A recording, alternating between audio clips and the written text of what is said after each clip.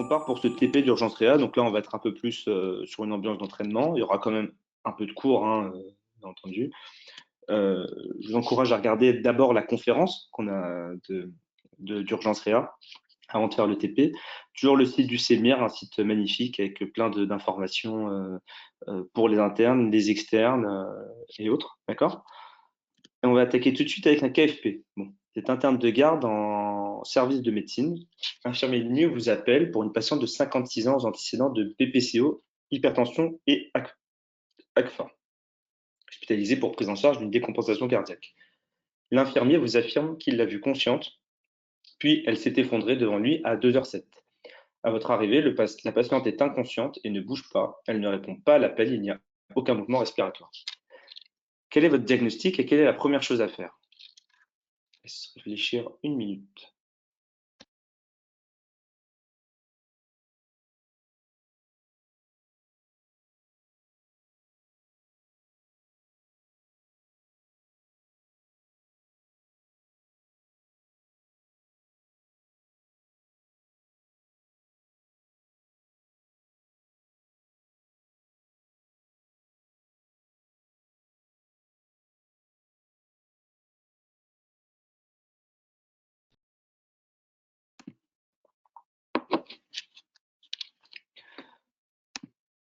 Alors là, le diagnostic, donc on est devant un ACR, d'accord?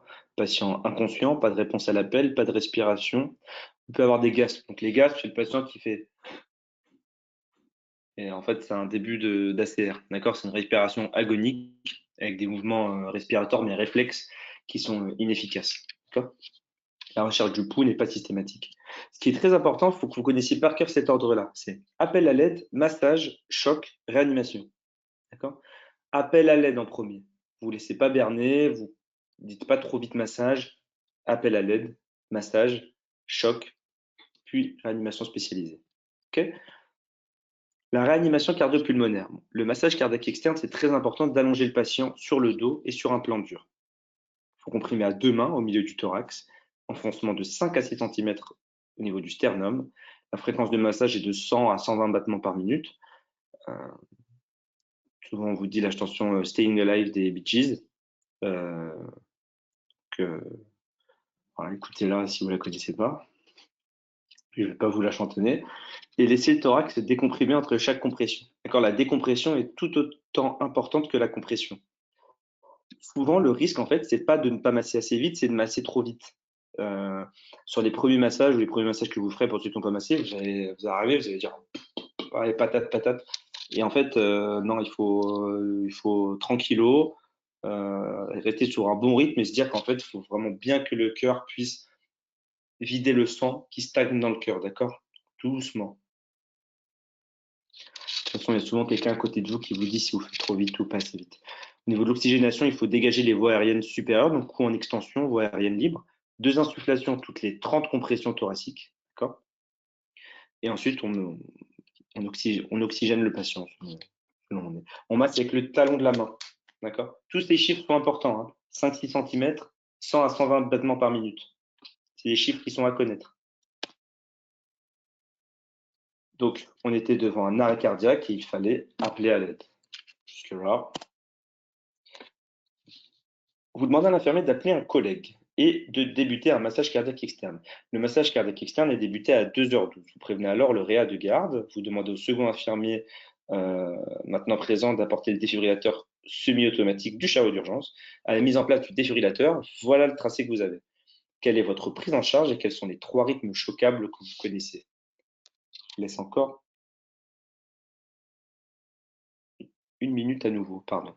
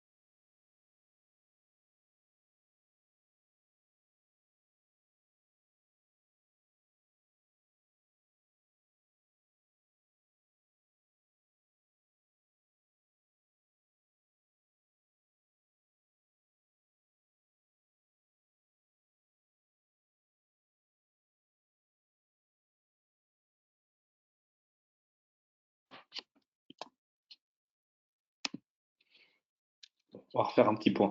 Déjà sur les rythmes. Les rythmes choquables, on a la fibrillation ventriculaire. Donc bon, ouais, c'est pas du tout organisé. On a la tachycardie ventriculaire. Donc là, c'est plutôt assez organisé. C'est des complexes QRS de taille similaire. Et la torsade de pointe. Là, ça fait plutôt un aspect d'accordéon, vous voyez, de façon assez rythmée. Ça, c'est mes rythmes choquables. Mes rythmes non choquables, bon, c'est l'asystolie, la dissociation électromécanique. Et les rythmes non choquables, en général, font très peur parce que leur pronostic est effroyable, hein. D'accord? Donc là, c'était un choc électrique externe qu'il fallait faire, étant donné qu'on était devant une fibrillation ventriculaire qui est un rythme choquable. Et les trois rythmes choquables, on vient de les donner. Fibrillation ventriculaire, tachycardie ventriculaire et torsade de poing. Tout ça, c'est du rang 1, hein. C'est l'algorithme universel de réanimation cardiopulmonaire de l'adulte. L'algorithme, je vous l'ai mis ci-dessous, d'accord? Donc nous, ce qui va nous intéresser, c'est la partie analyse du rythme surtout, d'accord? Je regarde soit mon rythme est choquable et je choque, je masse, j'analyse, je rechoque, je masse, j'analyse, je rechoque, je masse, j'analyse. Au bout de 3 chocs inefficaces, on met de l'amiodarone, 300 mg, et de l'adrénaline, 1 mg, à connaître par cœur. D'accord? Si le rythme est non choquable, j'attaque tout de suite avec de l'adrénaline, surtout pas l'amiodarone sur un rythme non choquable, d'accord? L'amiodarone, on se rappelle, on l'utilise également comme antiarythmique, mais pour qu'il ait une fonction antiarythmique, faut-il encore qu'il y ait un rythme, d'accord? Donc, comme ça, vous retenez, pas d'amiodarone sur les rythmes non choquables, que l'adré directement, en masse, en analyse et en boucle. D'accord? Qu'est-ce que je pouvais vous dire d'autre là-dessus? Au niveau de la ventilation, on est sur 2 insufflations pour toutes les 30 compressions.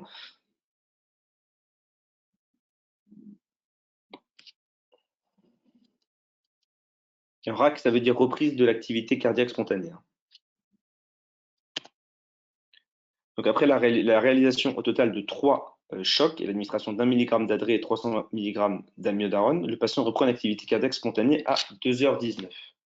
Quelle est la valeur du no-flow et quelle est la valeur du low-flow? Bon, les heures, je vous les redonne, hein, c'était 2h07, 2h12, 2h19 pour la reprise.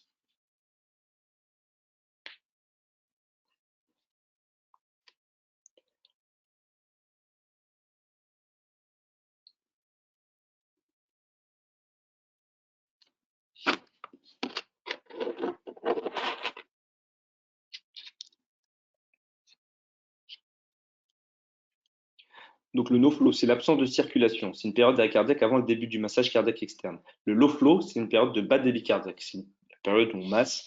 On estime qu'un massage, un bon massage, il peut faire 60 à 70% du débit cardiaque normal, hein. Un bon massage de pompier, de militaire. Un mauvais massage, par contre, c'est catastrophique, hein. On va être à 15-25% d'efficacité. Et encore. Okay. Le no-flow, retenez, 1 minute de no-flow, c'est 10% de pronostic cérébral foutu en l'air. Donc, quand vous arrivez sur un patient, ça fait 7 minutes qu'il n'a pas été massé, il est par terre, personne n'est en train de le masser. Il y a déjà 70% du pronostic cérébral qui est engagé. Ça, ça sert surtout aux smuristes, parce qu'en général, à l'hôpital, c'était massé beaucoup plus vite. Mais on arrive au SAMU et quand on a le chiffre du no-flow, parfois il y a des smuristes qui décident spontanément du coup, de ne même pas entamer la réanimation. Parce que, il y a, parce que voilà, ça va juste, on va réanimer le cœur et les poumons, mais il n'y aura rien d'autre qui fonctionnera, quoi. Okay. Donc là, on était sur un low flow de 5 minutes et un low flow de 7 minutes. Parmi les propositions suivantes, lesquelles sont des causes réversibles d'ACR à rechercher systématiquement pendant la réanimation?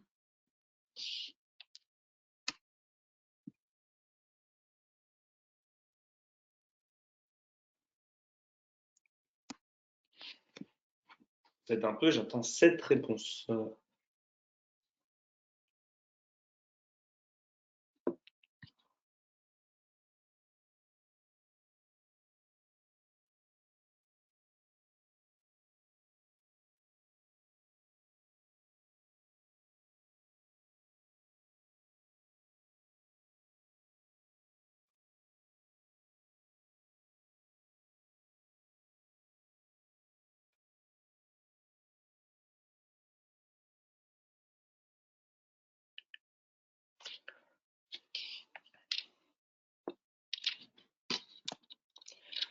On doit systématiquement rechercher de l'hypoxie, l'hypovolémie, un syndrome coronarien aigu, une hypothermie, une hyper ou une hypokadémie et un pneumothorax. D'accord? Les autres étaient des distracteurs.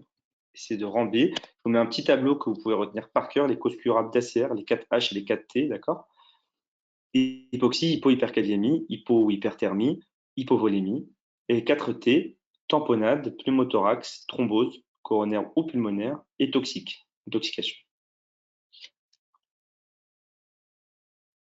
Là, on garde un bon rythme. Si vous avez des questions ou autres, vous remonterez sur la vidéo, d'accord, si vous voulez revoir plus lentement.